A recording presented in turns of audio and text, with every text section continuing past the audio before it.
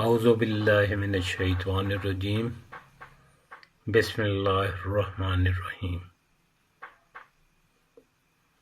اللہ تعالیٰ قرآن پاک میں فرماتا ہے کہ ہم نے آپ کے لیے مال و دولت کی محبت اور زینت کی مختلف چیزوں کے بعد آپ کی خواہش دل میں ڈال دی ہے۔ حدیث مبارک صلی اللہ علیہ وسلم ہے جس میں رسول پاک صلی اللہ علیہ وسلم نے فرمایا کہ ہر امت کا ایک فتنہ ہوتا ہے، میری امت کا فتنہ مال جمع کرنا ہے۔ اس حدیث اور قرآنی آیت کی مد نظر جب ہم اپنے ارد گرد نظر ڈالتے ہیں تو ہمیں ہر طرف مال و دولت کی ہوس، ہرس اور اس کو جمع کرنے کی تگ و دو نظر آتی ہے۔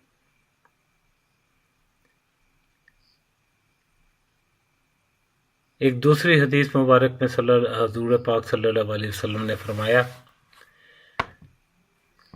کہ انسان کا پیٹ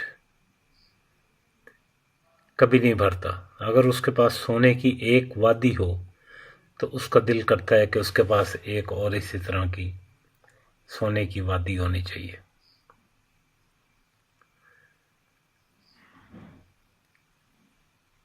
لوگ اتنے پیسے جمع کر لیتے ہیں، اتنی مال و دولت جمع کر لیتے ہیں، اتنے ایسٹس بنا لیتے ہیں کہ جن کو وہ کبھی استعمال کر ہی نہیں سکتے، بلکہ کچھ تو اتنی اوپر چلے جاتے ہیں کہ ان کو پتہ ہی نہیں ہوتا کہ ان کے پاس کتنی دولت ہے اور وہ اس کو کیا کریں گے۔ میرے اپنے نظریے کے مطابق دولت صرف انسان کی وہ ہوتی ہے جو اس وقت اس کی جیب میں ہو، باقی سارا وارث کا مال ہے جس کو آپ گن تو سکتے ہیں، وہ ہوتی نہیں ہے آپ کی۔ آپ کو پتہ نہیں آپ کا سانس کب بند ہو جانا ہے، کب اللہ تعالیٰ نے آپ کو اپنے پاس بلا لینا ہے، اور آپ نے جو اتنا کچھ جمع کیا ہوا ہے اس کے خرچ کرنے کی، اس کو استعمال کرنے کی آپ کو توفیق ملے گی، مہلت ملے گی یا نہیں ملے گی۔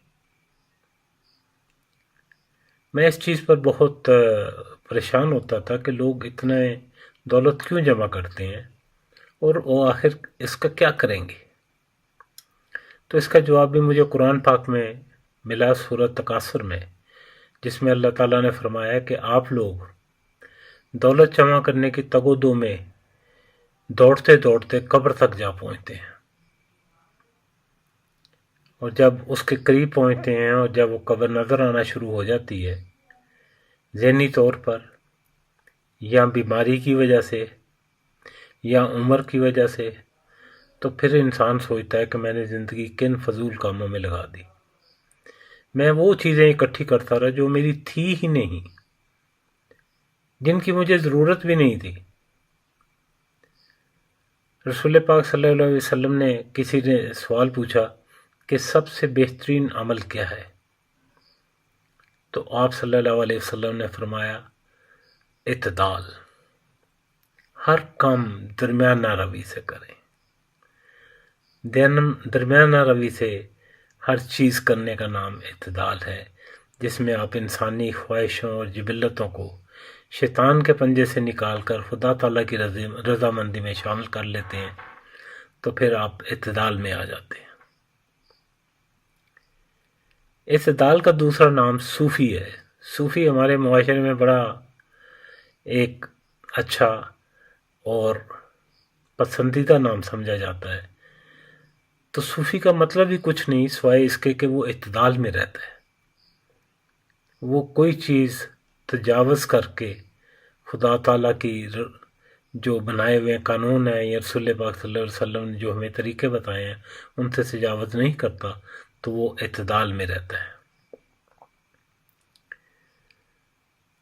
رسول پاک صلی اللہ علیہ وسلم نے ایک اور دفعہ صحابہ کرام رضی اللہ تعالیٰ عنہ سے فرمایا کہ آپ میں سے کون ہے جو اپنے مال سے زیادہ اپنے وارثوں کے مال میں زیادہ انٹرسٹڈ ہے؟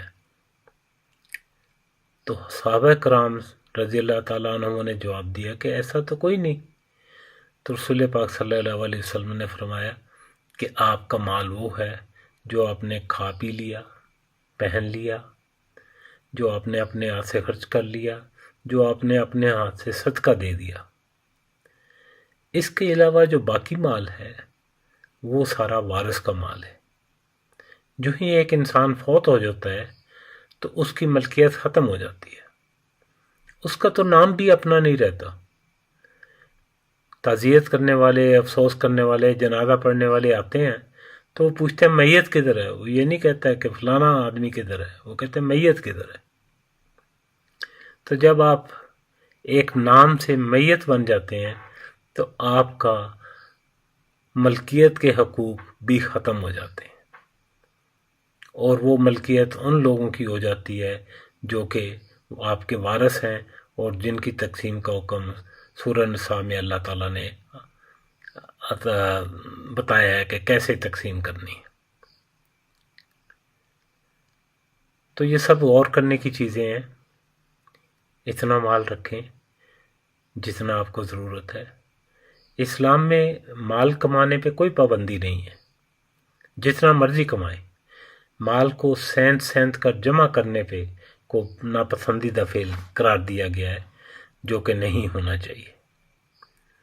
اللہ تعالی ہم سب کو نیک ہدایت عطا فرمائے، آمین ثم آمین۔ جزاک اللہ۔